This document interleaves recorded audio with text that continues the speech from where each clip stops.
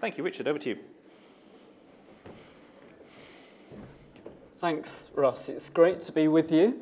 I'm wondering how you're feeling today, actually. Are you feeling a great sense of liberation about the chance to actually get together with other people and communicate a bit other than through a computer screen? I must admit that I was thinking about what it was going to be like today, and it was going to be scary enough without my finance director telling me, who was going to be doing most of this presentation, telling me that her son had tested positive for COVID-19 and that as a result she couldn't be there. So we tried all the desperate measures of trying to make sure that we could sort of do something virtually or not. But unfortunately that didn't quite work out. So it means that you're lumbered with me for the rest of the presentation. And why I've been scared before was that I can remember what it was like must have been about 15 months ago, when I was doing my first presentation virtually. And I was thinking, how am I going to cope with a virtual presentation? Because I get energy from seeing people. And I made a real discovery about myself. It was really disastrous because most of these webinar platforms, you don't see anybody at all. And I realized, and I found out that I'm quite good at talking to myself. It was really scary. So it's now the opposite. It's really scary to see real people. But actually, it's nice to be with you. Now, because Sam isn't with us, it does mean to some extent that I might have to whistle through quite a lot of the presentation, but let's just take it as it comes. I think the thing is as well that I'm really keen that, bearing in mind what time it is in the day and that you've had most probably a lot of demanding sessions to go to, that this isn't too heavy from that point of view. So a lot of what I'm going to share isn't necessarily that heavy. In many ways, in some ways, I hope it's an element of common sense and sharing our experience. So if we do have time at the end, it would really be lovely to hear what your experience has been and where you find yourself now.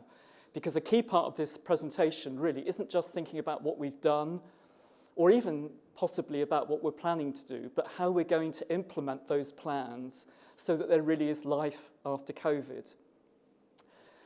Shortly after the pandemic struck, I was reminded of something which I'm sure a lot of you know about, and that is that in Chinese, according to folklore, the word crisis has two symbols. The first is a symbol which describes danger, and the second is one which says opportunity. And in a sense, the idea of this session really is to focus on the fact that there isn't just crisis, but there is opportunity as well. So what we're going to do is take this really in three parts. The one is to sort of cast our minds back to what the pandemic was like when it first struck. I then want us to go on to what we might be thinking about as, certainly at CRUK, what we see as our positive plans for the future. But then what I want to do is reflect a little bit on the challenges that we've got to face as we go ahead, and also to think a little bit personally about how has the pandemic influenced us? What have we learned about ourselves? How does that equip us for what lies ahead? So I'll start with our immediate response to the pandemic. The slide sets out, in a sense, some of those key factors that we had to address in our own situation. Clearly, you could set out your own experience and the factors that were particularly relevant to you. You can see that it was quite a big impact as far as we were concerned because our whole chain of retail shops had to close. We couldn't do fundraising events and our labs closed immediately. And then there were the practical things of simple things like the post still having to be dealt with, and then trying to grapple with a whole load of new rules about how we could get government support.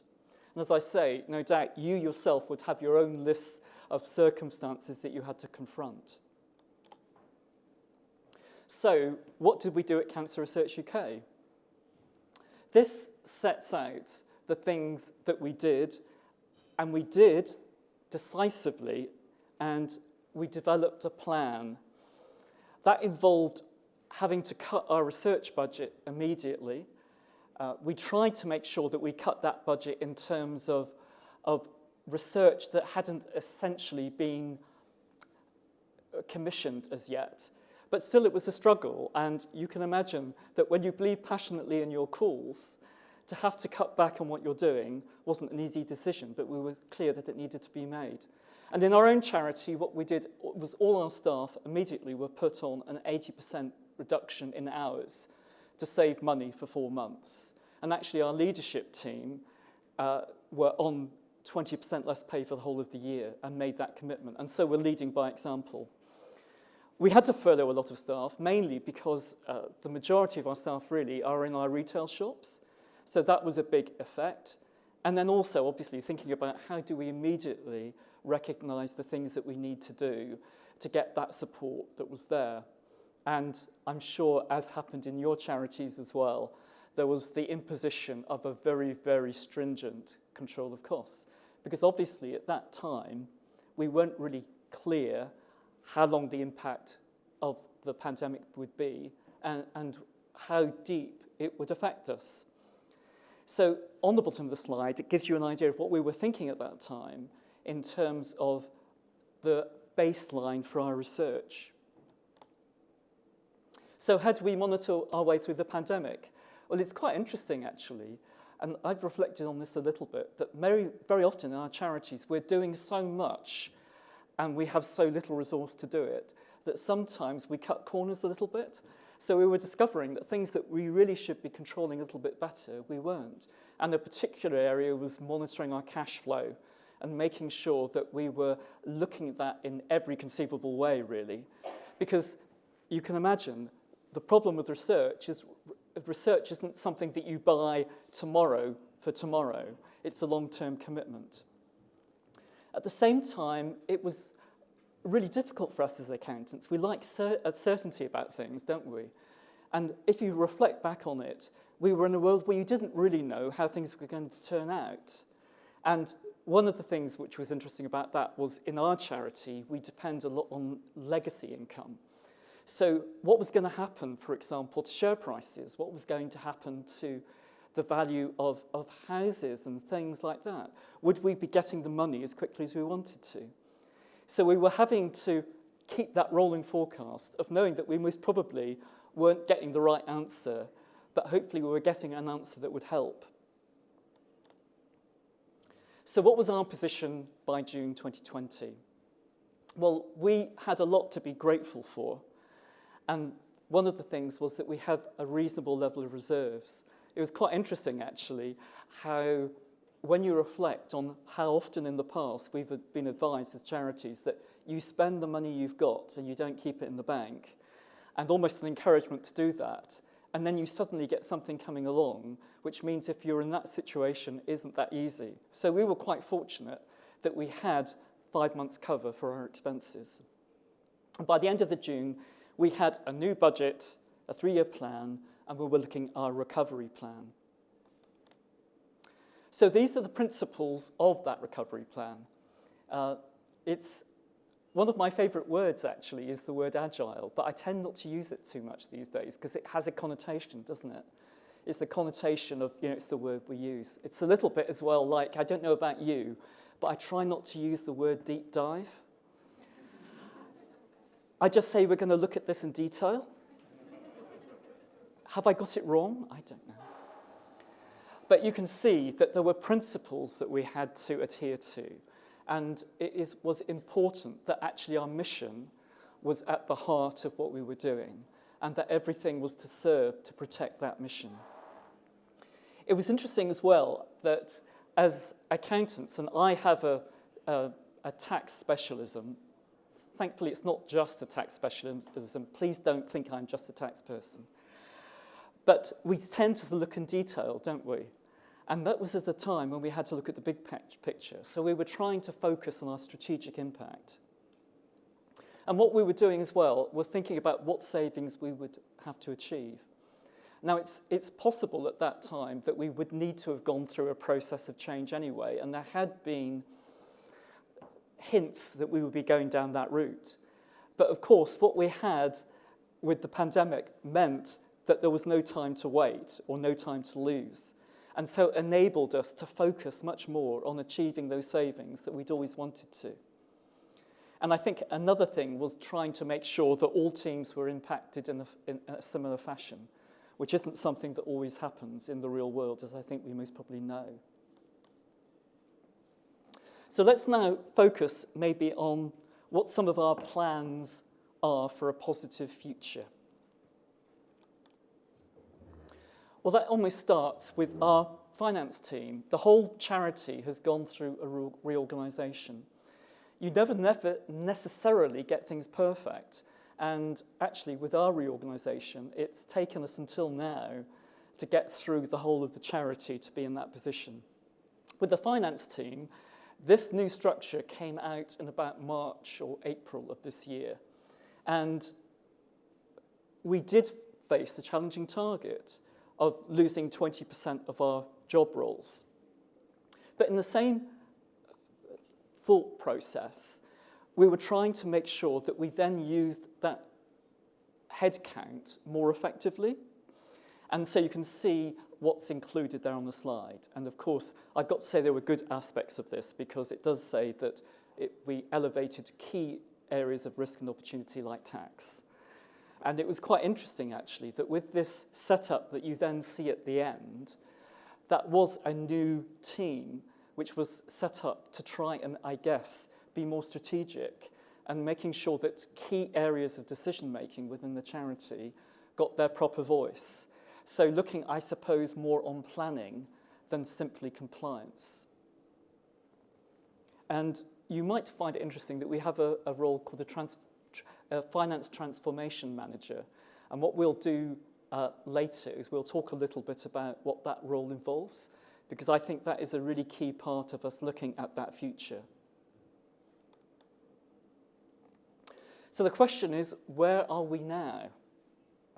Well, we discovered that fundraising was much more resilient than we thought it would have been at the time.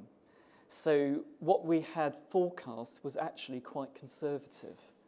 It would be interesting to know whether fundraising charities in the room found that to be a similar experience. I mean, dare I ask for a show of hands if that was your experience? So quite a few. Who would say the opposite, that you were a little bit too optimistic with that? That's quite interesting, I think, actually. It shows we all showed that we were really accountants after all in terms of those forecasts. One thing as well is we are determined to stick to being lean and mean, if that's the right word to use for a charity, and to keep that headcount under control.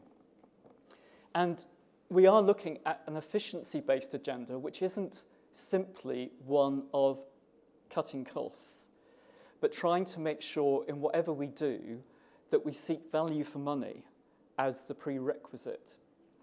One of the things that I found interesting, actually, as an experience, and perhaps one thing I should have mentioned, because I might refer to it later on, is obviously I'm not at the heart of this with my role in CRUK, but just about the beginning of the pandemic, I actually became the chair of the charity tax group, and I agreed to do it.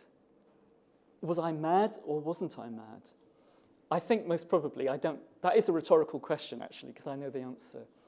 But what was quite interesting about that was, in a smaller context, you realise that you've got the same problems to face as you do in a larger context. But perhaps it's more easy, and we'll come up onto why it's more easy for me than maybe it might be for Sam.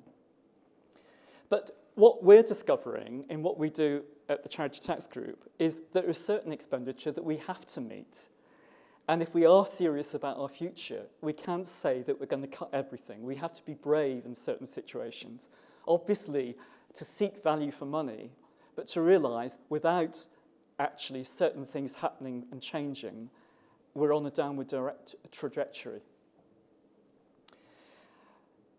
We're also in a situation where we're determined to invest for that future to be more efficient. And at the moment in particular, we're investing in a new CRM system. And we want to make sure that that is effective as it can be as we face our future. And what we've done as well is we have reorganised our back office function to try and make us more that service sector for the rest of the charity. And we've got a new Chief Operating Officer in place. And that gives us an opportunity for some fresh thinking in some of the things that we're doing. So what are our objectives within finance? Well, looking positively, what we're trying to do is to make sure that I guess we're not just seen as the bean counters, but that we add more value to that. And it's, again, one of the things that I really feel fortunate with the background that I had when I trained. I trained with a firm where we didn't just do audit, but we did virtually everything. And it gave you a really holistic view to businesses that you looked at. And my experience at CRUK and the role that I do is very much to add value, to understand what we're doing. And that's what I think we want more for our finance function to be in CRUK, rather than being just simply the people who come up with the figures, that the people who provide valuable input with those figures. I think the key thing, and I want to challenge us again later on about this, is challenging our thinking and really being ready to think and to have ideas and to think about how not only do we survive, but how do we make the most of the opportunities which are here to make that difference. One of the things about charities is, in my experience, we're quite conservative in the way that we are governed, the way that we go through our thought process, because we always know that we've got to safeguard the assets of our charity. And that can sometimes lead to a conservatism that perhaps doesn't help us in the long run. We've also wanted to improve our forecasting. And there's more about that on the next slide, of why we needed to improve that forecasting and maybe ways in which we needed to think about forecasting in a different way. And another point is simply, you go back to 2008 and we said, actually, the financial crisis was something that only comes along 70 years. So it doesn't really matter that we weren't prepared for it. And then 10 years later or so, you come across something, well, this is something that only comes across every 70 years. So our determination is, and what I've found, this is one of my bugbears, is that we're always very good at answering problems from the past, not anticipating the problems for the future. And I guess what we're trying to think about is the fact that in the world that we live in now, there is a lot more risk, climate change risks and so on, and we need to be ready for the things that might happen, rather than thinking next time the same thing happens again, we'll be in the perfect place. And with that, if you're thinking about the broad thinking as well, you have to think as well about how you get the basics right and how that we make sure that we get fundamental cost control in place, which again isn't actually not spending money, it's making sure that that money is spent effectively. And the impression I get sometimes is we're very good at rolling forward last year's budget, and if you try to get something new into the budget, it's really difficult. But if you're inefficiently doing something from the past, that's fine. So that's the sort of thing that we're trying to challenge. So this is looking at some of the factors that we're taking into account in our new approach. I think I mentioned earlier was the fact that we realised that perhaps we hadn't been so good at forecasting in the past, and that we should hold our hands up to that and be determined to be different. I've also mentioned that Cancer Research UK is about the long term. You can imagine how long it takes to get a drug to market, for example, and yet our budgeting was based at the maximum on a 3-year profile. So what we're trying to think about much more is a 10-year plan. But more than that, to have a 10-year plan with flex in it, which looks at various scenarios. And again, I'm one of those people that I'm always amazed when somebody says, we budget this expenditure will come to £10,322.55. My world doesn't work like that. So it's getting this approach that is flexible, and that is where the word agile, I guess, then comes in again. So what we're trying to do as well is to get that stress testing into those scenarios. And we're trying to make sure that everybody buys into that concept, and so it's fully appreciated by the trustees as well, so that there's a unity of purpose within that. And I guess about the 10-year model, I mean, one of the things that's quite interesting, well, it's not really interesting, but it is to me, is that there was a consultation that came out about future governance of public interest entities and restoring faith, really, in corporate reporting. And one of the things that you might have heard about that was a thing called the resilience statement. And the resilience statement is a statement that will go out up to 10 years as to see a company seeing its direction. And so you can see a symbiosis there, really, in terms of perhaps what we should be doing in the charity sector as well. Because I always tend to think the great thing about the charity sector, when you think about business, is how long the charity sector has been around, how long some of our charities have been in place, that we're there for the long term. And so it makes sense that our financial planning is for the long term too. And yeah, the final point there, I suppose, is to say that we did revisit our financial planning from 2008 and discovered that actually we weren't very good at planning then either. So let's hope, for the next crisis, we'll be in a better place. So I talked about how we want to transform our finance function. Well, again, it's this whole thing about embracing change and thinking for the longer term. I think it's appreciating as well that there are certain changes that you can't change with a magic wand.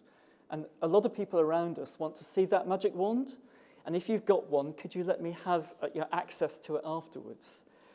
But if we're really going to get change, it doesn't happen overnight. What we did was, as I sort of mentioned, we appointed, under the reorganisation, a finance transformation manager. And the idea of that is that within I've mentioned the way that so often with our roles, we're set up to be rushing around madly and not having time to think properly. And it becomes as basic with the finance transformation manager that we realise that we've got all of these great applications which nobody knows how to use. I mean, is that really sensible?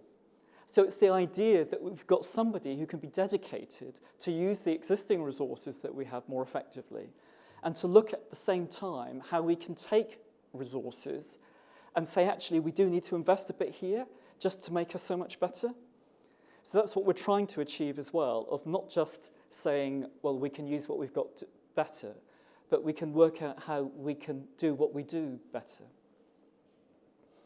So with that, we hope that we will have a roadmap for the future to take us on that journey. One thing I'll return to again is realising how important people are and how we should meaningfully involve them in the journey that we're on, because a lot of this journey isn't easy. And the danger is when you're referring to a plan like I'm referring to here, it can sound that everything in the garden is rosy. But it's not easy, it's hard. And when you think about what our people have been through, the sacrifices they've made, they are fundamental to us achieving what we want to achieve. So we're thinking very much at CRUK about how do we involve people more? How do we make them feel part of our process? How do they feel committed to what we're doing in a very different world? And one of the other interesting things is having a reorganisation is that we have had some new people in, and we've been able to, if you like, to complement the skills that we've got already with some fresh thinking and with new roles, people having the opportunity to bring their experience from elsewhere to bear in what we're doing. So now I'd just like to move to some reflections on how our hopes can become a reality and what the challenges are to what our plans are. So the first one is, what are our challenges? And these are key. These are CRUK challenges, but they're most probably yours as well. And they're just a number of questions because I haven't got the answers. And if you've got the answers, tell me afterwards. I'd really like to know. but it's things like, how do we avoid going back to the old ways of doing things? I think I've found it quite interesting that we live in a period of great change, but that basically people don't like change. I don't know if that resonates with you to some extent. And I've always said in the past, is only change something if you need to. Don't change something just for the sake of doing it. And sometimes we think change. But the pandemic, I think, has proved that actually, are we really thinking about how we need to do things differently? It's even about the way and speed of our decision-making in a charity context, where you might have an executive board and trustees, and everything has to go through here, and it has to go through that. Is that compatible with where our direction of travel is, if we're going to be really effective? Another thing for me is the long-term impact of working from home. I work a lot from home. I quite like it, but I'm realising that there aren't obvious answers as to what the ideal mix is. And I don't know if when you listen to the media, you've got some people who are very definite that everybody's working from home or everybody's going back to the office. But I'm not sure that that's the right way to be looking at it. So what we're trying to do is to edge our way to what might be the best thing. And what I say to my team is all the time, I don't really care what you're doing as long as you do it. And it's an interesting concept there as well. So we all say we don't want to go to the old way of doing things, but are we really prepared to do what is necessary to make that work? And what that means is things like trusting people and sometimes taking risks over that. I think we've covered the whole thing about change again. I had to realise some things about myself that actually I quite like a challenge, and I like to think about how we can do things better. And as I've mentioned before about the ever-changing world, but also just saying that there are difficult aspects of reorganisations. They're not perfect, they never will be. They can be really hard and very harsh. And one of the things that we've found as well is that we've lost a lot of people who had a lot of knowledge of CRUK, and that isn't a great place to be. But I suppose we shouldn't beat ourselves up, should we, about things like that, because you can never get certain things absolutely perfect. It's whether you're moving in the right direction. And then the other thing is change involves risk. And the thing is that I've always say cynically to some of my the people I know, a colleague of mine will be brilliant because he never makes a decision. I make 10 decisions and I get one wrong. I'm obviously worse. So on to the final slide. This just tells us a little bit about some of the things I've learnt, a little bit about myself. And I had quite a good pandemic in a sense. I would never have wanted it to happen. But some of the challenges enabled me to take things through much more quickly than they had been before, and to see things really happen positively for my charity. Another thing I'd like you to think about, and time's almost up, so what I want you to do is maybe reflect on some of these things. I'm here afterwards. I'd love to know your thoughts about some of these things. It's the nature of leadership. And the thing is that I found that I've been inspired by visionary and decisive leadership, because that's what's been needed in a crisis. And in my little way with CTG, I've tried to show leadership. And surprisingly, it's worked, which has been fantastic. But it's made me question the whole idea of what real leadership is. Is a leader in our charity somebody who just keeps things going? Or is it somebody who takes those risks for the future? So I ask with a question, how has it been for you? And is it worth reflecting on that? And thank you very much indeed.